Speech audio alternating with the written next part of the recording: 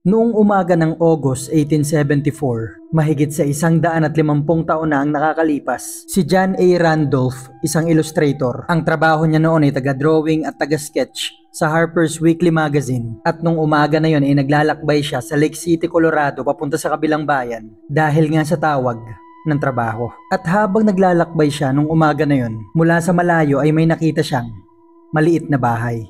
Nung una nagtaka siya dahil wala naman nakatira sa parte na yun ng bundok. Walang malapit na bayan dito, kaya naisip niya puntahan kung sino man yung nakatira dito. Pero sa unti-unti niyang paglapit, na-realize niya na hindi pala to bahay, kundi mga kahoy lang na pinagpatong-patong at sa ilalim nito ay pwede kang matulog. Pero sa dami ng kalat sa paligid nito, mga kahoy, mga pinagsigaan, mukhang kung sino man yung gumawa nito ay nanatili dito ng ilang araw, ilang linggo o ilang buwan. Nung napansin niyang wala namang tao dito, ay nagsimula na ulit siyang maglakad papunta sa lugar na pupuntahan niya.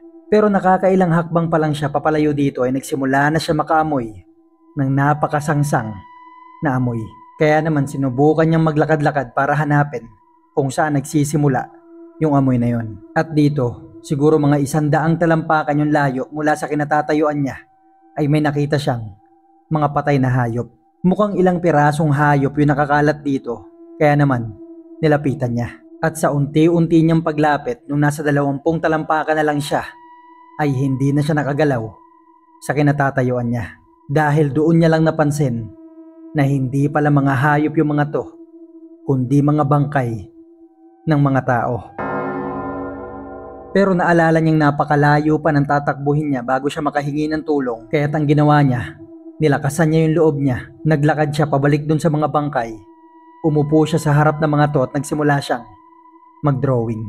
Lingid lang sa kaalaman ni John Randolph, habang dinodrawing niya yung mga to, ay siya ang kauna-unahang taong nakasaksi ng katawan ng mga biktima ng pinakaunang kaso ng kanibalismo sa kasaysayan ng Colorado State sa Amerika.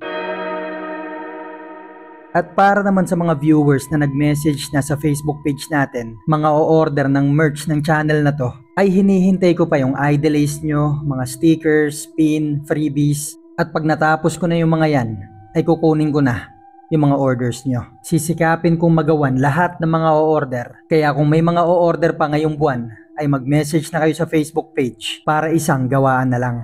At salamat sa walang sawa nyong suportang binibigay sa akin dito sa channel. Kayong mga kagaya kong mahilig sa mga kwento ng mga horror, mystery, mga solve at unsolved cases. Kaya naman, simulan na natin ang kwento.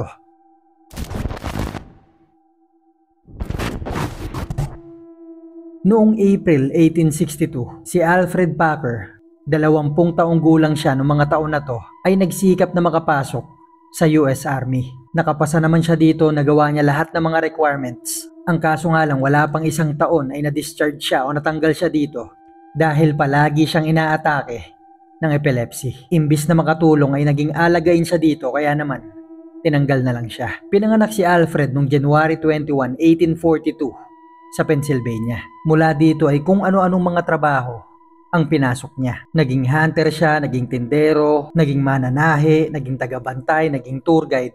Kaso hindi siya nagtatagal sa mga to.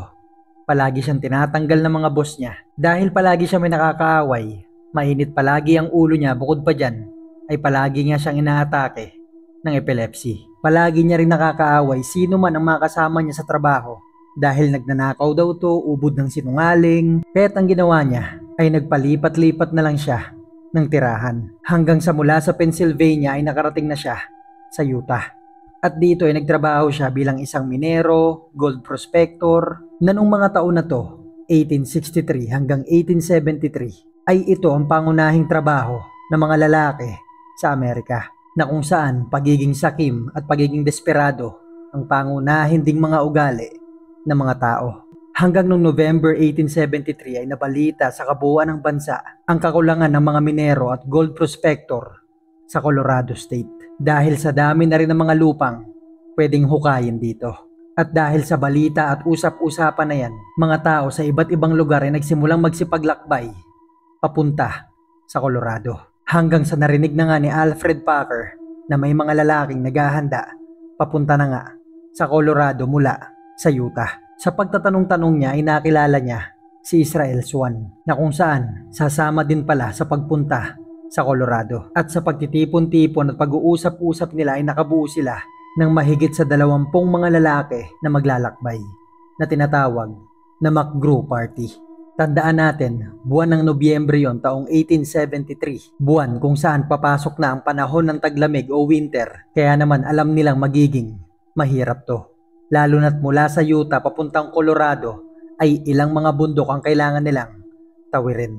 Kaya naman nagsimula na sila maghanda, mga pagkain, mga damit na panlamig, mga baril sa pangahunting para hindi sila maubusan ng pagkain. Pero hindi lang panahon at pagkain ang magiging kalaban nila. Dahil ang usap-usapan sa mga bundok na tatawirin nila ay may mga tribong umaatake at kumakain ng mga tao. Gayunpaman yung 21 mga lalaki na to ay sanay sa mga paglalakbay. Mga hunter din yung mga to kaya kaya nilang depensahan yung mga sarili nila. Ang tatawirin nilang mga bundok ay tinatawag na San Juan Mountains na kung saan naabutin sila ng ilang buwan para malampasan yung mga to. Sa unang mga araw at linggo ng paglalakbay nila ay nagkaroon kaagad sila ng problema sa pagkain. Ito na rin yung mga araw na nagsisimula ng bumagsak yung mga yelo sa bundok. Tuloy-tuloy ang pagbagsak ng yelo kaya naman nakadagdag pa to sa hirap nila sa paghahanap ng mga hayop na makakain. Kaya naman yung ilan sa kanila ay napag-initan si Alfred Packer. Dahil halos lahat silang mga kasama ni Alfred ay may kanya-kanyang mga dunong. Yung iba sa kanila ay magaling manghunting ng hayop, yung iba magaling magbalat, yung iba magaling magluto, may mga marurunong gumawa ng apoy, nagtutulong-tulong. Habang si Alfred ay pahiga-higa lang sa tent nila, hindi ito tumutulong sa paghahunting, bukod pa dyan ay isang napakaliit na baril lang ang dala nito. Sa patuloy na paglalakbay nila sa San Juan Mountains ay hindi na naging biro yung problema nila sa pagkain. Umaabot na sa puntong isang beses na lang sila kumakain at puro kape na lang para lang matipid yung mga karne ng mga hayop na nahuhuli nila. Umabot na sa puntong maging yung mga pagkain ng kabayo na inihanda nila ay kinakain na rin nilang lahat.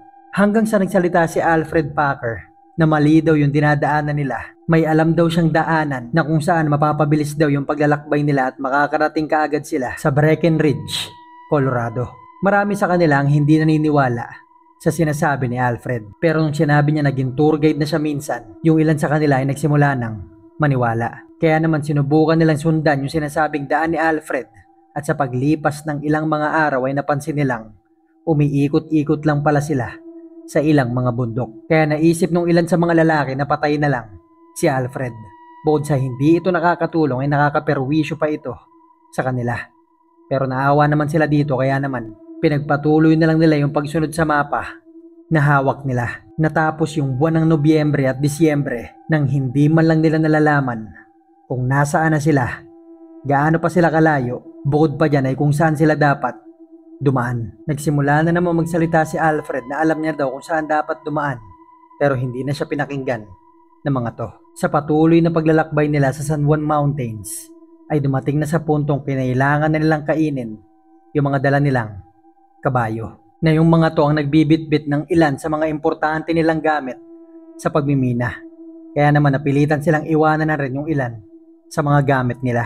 At sa paglipas pa ng ilang mga araw sa kabila ng pagtitipid nila sa mga karne ng kabayong meron sila, ay naubos pa rin yung mga to nang wala pa silang nahuhuli na iba pang mga hayop. Isang gabi nung nagpapahinga na sila at nag-iisip na silang sumuko at itigil na yung pagpunta sa Breckenridge, Colorado, ay biglang nakita nila si Alfred Packer na nagmamadali at tumatakbo papunta sa kanila.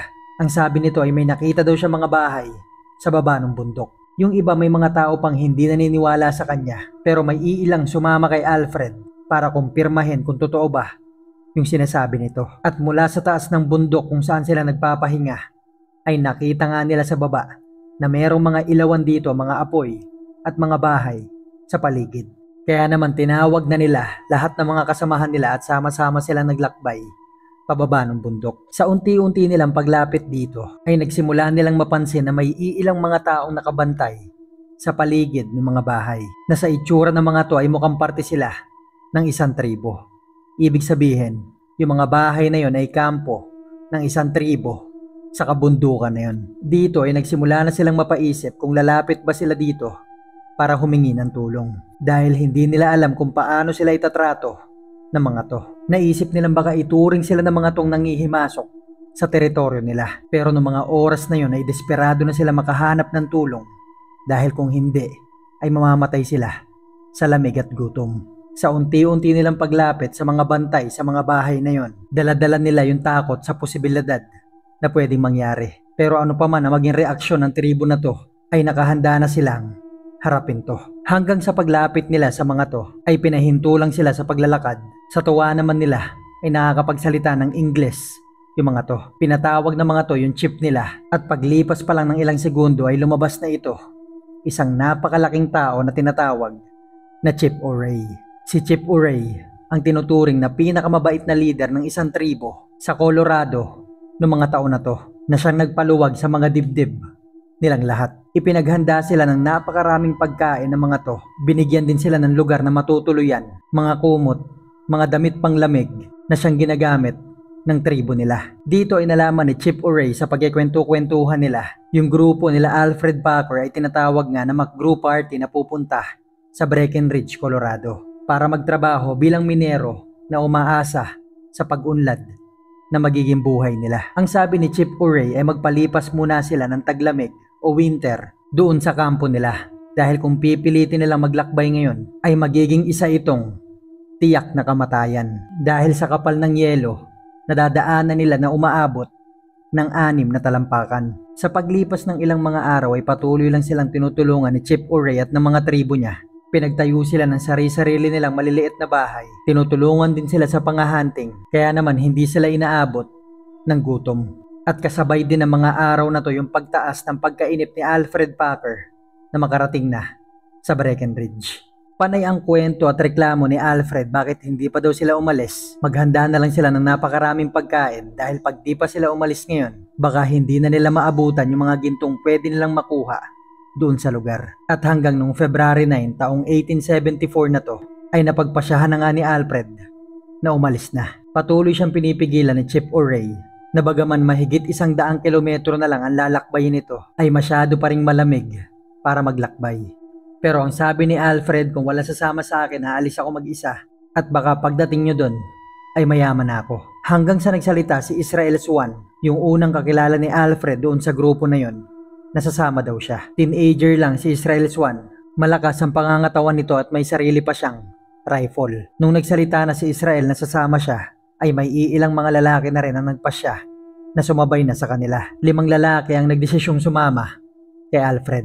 Ito ay sila George Noon, James Humphrey, Frank Miller, Shannon Wilson Bell, at si Israel Swan. At nung araw din na yon, silang 6 ay nagsimula ng maglakbay. Ibinigay ni Chief Ouray lahat ng pangangailangan nila, mga pagkain, ekstrang gamit, para lang masiguradong sapat yung daladala nila sa 14 na araw na paglalakbay. Binigyan din sila ng mapa ni Chief Ouray na kung saan makikita dun sa mapa ang Los Pinos Indian Agency na pangunahing lugar na pupuntahan nila Alfred.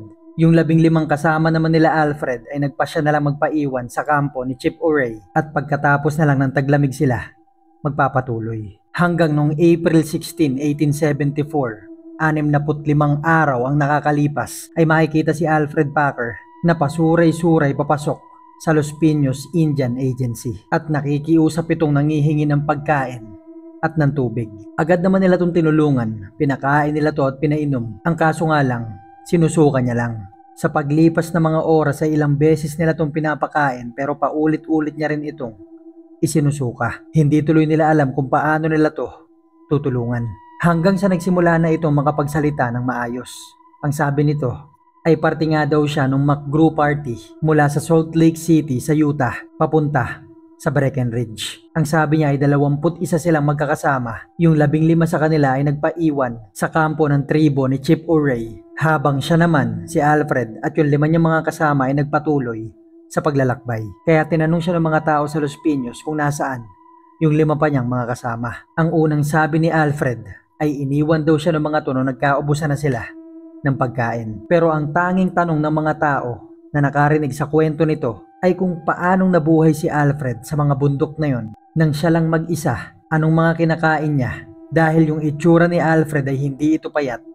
Malusog ito. Bukod pa dyan ay napakarami nitong dalang pera. Meron din itong mga suot na pantalon, mga jacket na malaki sa kanya at yung ilan sa mga gamit niya ay hindi niya pangalan yung nakalagay dito. Isa dyan ay yung rifle na may nakalagay na Israel Swan. Meron din itong kutsilyong napakaganda na hindi niya rin pangalan yung nakalagay. Sa paglipas ng mga araw na pananatili ni Alfred dun sa lugar, ay halos araw-araw siyang nagiinom dito. Bumili rin siya ng sarili niyang kabayo. Nakita rin na napakarami niyang mga wallet kaya't nagsimula na magsuspecha yung mga taong nakapaligid sa kanya. At hanggang yung mga kasama ni Alfred Packer na nagpaiwan sa kampo ni Chief Urey ay nagsimula na magsidatingan sa Los Piños Indian Agency.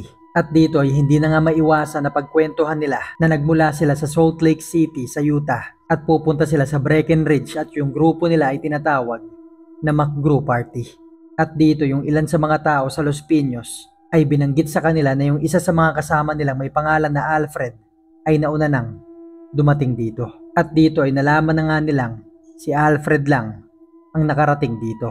Kaya naman hinanap nila si Alfred at tinanong nila kung nasaan yung 5 niyang mga kasama. At dito ay nagsimula na magpabago-bago ng kwento si Alfred Packer. Ang una niyang sinabi ay iniwan siya ng mga to dahil hindi siya makatulong sa paghahanap ng pagkain. Yung pangalawa niya naman na kwento ay nag-away-away daw sila at nagdesisyong maghiwa-hiwalay ng daan. Ang isa pa sa mga kwento niya nung natulog daw sila ay sama-sama pa sila. Pero pagising niya daw ay wala na yung mga to. Tumaas pa yung suspecha nila kay Alfred nung nakita nilang hawak nito yung rifle ni Swan. Gayon din yung skinning knife ni Frank Miller. Kaya naman nagsumbong na sila sa otoridad. At dito ay nagsimulang tanungin ni General Adams si Alfred. At kagaya ng una ay iba-iba na naman yung kinukwento nito. Kaya naman nag-ipon sila ng mga lalaking tutulong sa kanila sa paghahanap kung saan napunta yung 5 kasama ni Alfred. Habang ikinulong muna nila to sa isang kulungan. At sa paglipas ng ilang mga araw at ilang mga linggo ay hindi nila malaman kung saan napunta yung mga to. Hanggang sa lumipas pa ang ilang buwan. Buwan ng August parehong taon 1874. 4 na buwan ang nakakalipas mula nang dumating si Alfred sa Los Piños Indian Agency. Naglalakbay noon si John A. Randolph, isang illustrator sa Harper's Weekly Magazine. Naglalakbay siya noon sa San Juan Mountains sa Lake City, Colorado, na siya na nga nakakita ng 5 bangkay sa daan. Nabubulok na yung mga katawan ng mga to. Hiwa-hiwalay na rin ang bawat parte nito. Sinubukan niya labanan yung takot niya at dinrawing niya yung nasaksihan niya. Total, illustrator naman siya sa magazine. At nung natapos niya to, pumunta kaagad siya sa pinakamalapit na bayan na siya niyang pinamalita. At dito ay napag-alaman na nga nila na yung 5 bangkay na nakita ni Randolph ay yung 5 mga lalaking kasama ni Alfred Packer.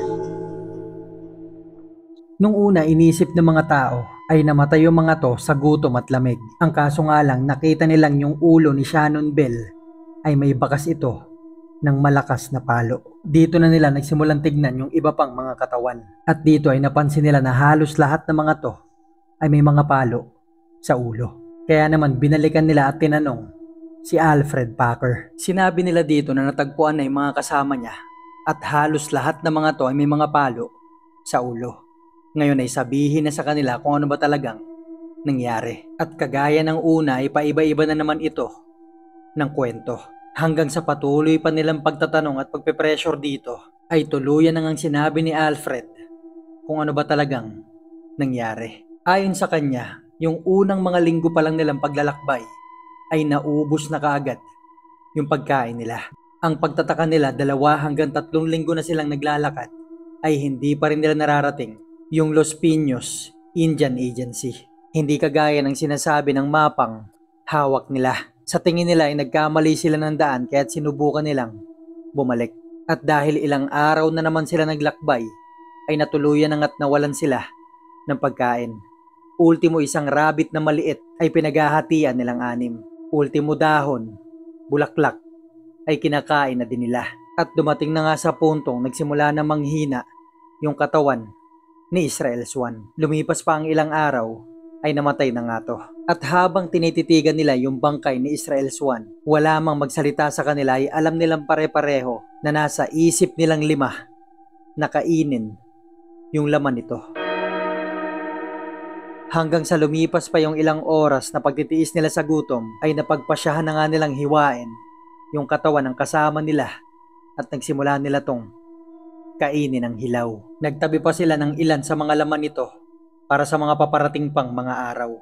Hanggang sa dumating na nga yung araw na naubos na yung laman na pwede nilang kainin sa katawan ni Israel Swan. At napagdesisyonan ng 4 sa kanila na patayin na nga si Frank Miller dahil malaking tao ito at marami silang karne na makukuha. Isipin na lang natin kung anong itsura ng pag-uusap ang ginawa nila patungkol sa pagpatay sa isa sa mga kasama nila at balak pa nila tong kainin. Bagay na mahirap mang isipin pero ang nasa isip nilang lahat ay kailangan nila tong gawin.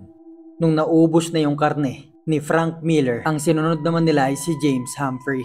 Isipin na lang natin nung 3 na lang silang magkakasama. Si George Nunn, Shannon Bell at si Alfred Packer. Ano kayang tumatakbo sa isip nila bago matulog? O kaya naman kapag nasa unahan sila ng paglalakad? Dahil panigurado kahit hindi nila pag-usapan, alam nila sa sarili nila na yung isa sa kanila ay papatayin ng 2 niyang kasama. Hanggang sa dumating na nga sa puntong inatake ni Shannon Bell at Alfred si George Nunn. At dito ay pinagsaluhan na nga nila yung katawan nito. At nung parehong gabi, nag-usap silang 2 na hindi nila aatakihin ang isa't isa at pareho silang makakalabas ng mga bundok na yon at makakahingi ng tulong. Ang kaso nga lang, yun ding parehong gabi na yon, ayon kay Alfred ay inatake siya ni Shannon Bell. Nadepensahan niya yung sarili niya at napatay niya ito na siya niyang ginamit na pagkain sa mga sumunod na araw hanggang sa nakarating siya sa Las Piñas Indian Agency na kung saan ayon pa nga kay Alfred, meron pa siyang ilang laman ni Shannon Bell pero itinapon niya rin ito para hindi magamit na ebidensya laban sa kanya. At yung testimonya niya na to ang ginamit nila laban sa kanya. Dahil ito yung kauna-unahang kaso na hinawakan nila patungkol sa kanibalismo o pagkain ng tao sa kapwa niya tao, ay hindi nila alam kung anong kaso ang ipapatong nila. At hanggang nung 1874 ay kinasuhan nila to ng manslaughter at ang sentensya niya ay 6 na taon lang. At sa kabila nito nung parehong taon ay nakatakas pa ito sa kulungan. Sinubukan nila tong hanapin sa loob ng ilang buwan, ilang taon, pero hindi nila to mahanap.